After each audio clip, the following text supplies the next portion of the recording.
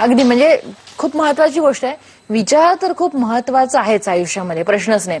पण कृती ही अधिक महत्वाची आहे आणि हे कृतीचं काम, कृती घडवून आणण्याचं काम निर्माण करत असते. आपण बोलूया आणखी काय स्वरूप आहे. पण एक फोन आलेला आहे. राहुल गुळवे सोलापूरहून बोलतायत. राहुल, प्रश्न विचारा तुमचा. राहुल गुळवे बोलतायत सोलापूरहून. राहुल, तुमचा प्रश्न विचारा.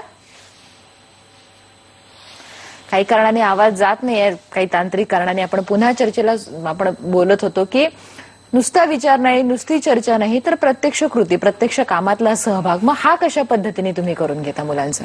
फॉर एक्झाम्पल 2 शिबिरांमध्ये जो काळ असतो, 6 महिने मिळतात, तुम्ही जिथे आहात तिथे तुमच्या आजूबाजूचा जो समाज आहे त्याच्यातली एक समस्या निवडा, एक प्रश्न निवडा, ज्याबद्दल तुम्हाला खास जिव्हाळा वाटतो. म्हणजे जर महानगरात तुम्ही राहत असाल तर झोपडपट्टी आणि त्यांचे प्रश्न हा एक मुद्दा असू शकतो. बरं, मी परत सांगतो की ह्या 6 महिन्यात काही तुमचे प्रश्न सुटणार नाहीत, समस्या सुटणार नाही. बरं, प्रश्न आपल्याला आवडेल तो म्हणजे ज्या समजा एखादा तरुण आहे, त्याला असं वाटलं की आपण शहरातल्या पाण्याच्या प्रश्नावर काम करावं, लोकांमध्ये पाणीविषयक अवेअरनेस निर्माण करावा, तर कुठलाही तो निवडण्याचं स्वातंत्र्य त्याला आहे. अगदी कुठलाही प्रश्न असू शकतो, तो समजून घ्या आधी.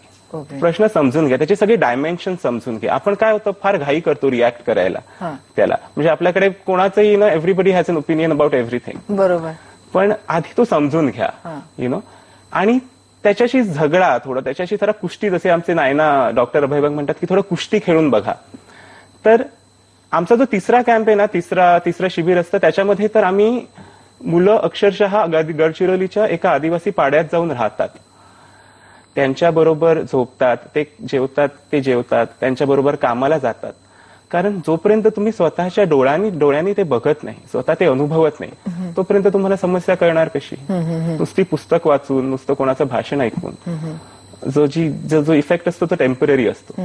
अगदी. म्हणजे मी थोडंसं तुम्हाला इंटरप्ट करते. मला आता तुम्ही अनिल अवचटांचंही नाव घेतलं आणि हे जे बोलतात, अनिल अवचटांना एकाने प्रश्न विचारलेला की तुमचं जे लिखाण आहे इतकं जिवंत कसं होतं, की म्हणजे जो वाचक आहे, वाचणारा आणि ते लिखाण यामध्ये भेदच राहत नाही, असं वाटतं आपणच जसं त्यांनी सफाई कामगारांवर लिहिलं होतं. त्यांनी लिहिलं की त्यांनी सांगितलं की मी मूर्तिजापूरला सफाई कामगारांच्या वस्तीमध्ये राहिलो, जाऊन ती सगळी कामं केली, त्यांच्यासारखं जेवलो, त्यांच्यातलाच ऐकून राहिलं. त्याच्यानंतर मला त्यांचं जीवन काय, त्यांच्या प्रथा परंपरा, चालीरीती किंवा समस्या हे मला कळलं आणि त्याच्यामुळे ते लिखाण जिवंत होऊ शकलं. ही निर्माणचं खूपच महत्वाची गोष्ट आहे की स्वतः तुम्ही त्यातला एक भाग होऊन राहा. म्हणजे आदिवासींच्या एक जुनी चायनीज तुम्ही म्हणालात म्हणून सांगतो, एक जुनी चायनीज कविता आहे ज्याचं इंग्लिश ट्रान्सलेशन असं आहे की go to the people, live with them, love them, learn from them, start from where they are, work with them, build on what they have. For the best leaders, when the task is accomplished, the people will remark, but we did it ourselves. क्या बात आहे. तर त्याच्यामुळे निश्चितच. आणि मग तुम्ही सांगितलं की पार्टिसिपेट करायचं, या व्यतिरिक्त आणखी कशा पद्धतीने शिबिराचं स्वरूप काय असतं? शिबिर ही चार झाली. शिबिर 2 वर्षाच्या शेवटी तुम्हाला कुठेतरी स्वतःची ओळख पटली, मी कोण आहे, मग आता करायचं काय? तर मग ह्यात एक फेलोशिपचा कन्सेप्ट आलाय. त्या फेलोशिपच्या कन्सेप्ट बद्दल बोलू, पण पुन्हा एक फोन आलेला आहे. राजू बालकुडतेवार वाशिमहून आपल्याशी बोलतायत. राजू, प्रश्न विचारा तुमचा. हा, सर, मी सध्या 12वी मध्ये शिकत आहे. बरं. हा, तर मला निर्माण सोबत जर समजा पुढे चालून काम करायचं असेल तर काय हे होईल तुमच्याकडून? तुमचं वय काय? माझं सध्या 18 आहे. 18. छान. निर्माण हा जो प्रोसेस आहे तो मुळात 18 ते 25 या वयोगटाला टार्गेट करतो. तर सगळ्यात पहिलं म्हणजे आमच्या कॅम्पसाठी तुम्ही अप्लाय करा. आता तिसरी बॅच सुरू होते, ज्याचे ऍप्लिकेशन्स आता पूर्ण झालेत, म्हणजे निवड प्रक्रिया पूर्ण झाली आहे. पण ऍप्लिकेशन्स कुठे मिळतील? ऑनलाईन आमच्या वेबसाईटवर मिळतील, निर्माण.mkcl.org.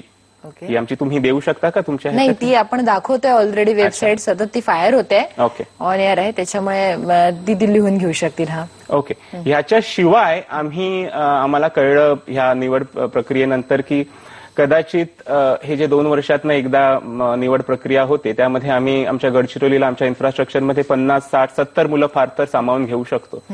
तर मग ऍप्लिकेशन्स किंवा इंटरेस्टेड कॅन्डिडेट्स यापेक्षा खूप जास्ती आहेत. तर मग ह्यांच्याकडे पोहोचण्यासाठी आम्ही आता लोकल कॅम्प्स घ्यायला सुरुवात केली आहे. म्हणजे वेगळ्या वेगळ्या प्रदेशामध्ये जाऊन तिथे 3 दिवसाचे मिनी कॅम्प्स घ्यायचे, ज्याचा फॉर्मॅट मोरलेस तोच राहील. जो 7 दिवसाचा फॉर्मॅट आहे तो 3 दिवसामध्ये कसा कॉम्प्रेस करता येईल हे आम्ही या मिनी कॅम्प्समध्ये शोधण्याचा प्रयत्न करतोय. तर नुकताच नाशिकला डिसेंबरमध्ये एक कॅम्प झाला आणि आता पुढच्या 3-4 महिन्यात मुंबई, मराठवाडा अशा वेगळ्या वेगळ्या रिजन्समध्ये हे कॅम्प्स असतील. अगदी त्या कॅम्पबद्दल बोलू. आणि सगळ्यात मला ही जाणून घ्यायची इच्छा आहे की जागा मर्यादित असतात शिबिरासाठीच्या, पण अप्लिकेशन म्हणजे खूप येतात, तर तुमची नेमकी निवडीचे निकष काय आहेत, कशा पद्धतीने निवड होते ते थोडंसं जाणून घ्यायला आवडेल. पण निर्माण या संस्थेच्या कामाविषयी तुम्हाला जर काही माहिती हवी असेल तर तुम्ही आम्हाला फोन करू शकता. काही प्रश्न असतील तुमचे तर आमचा फोन नंबर आहे 022-66714764. पहा फक्त IBN लोकमध्ये.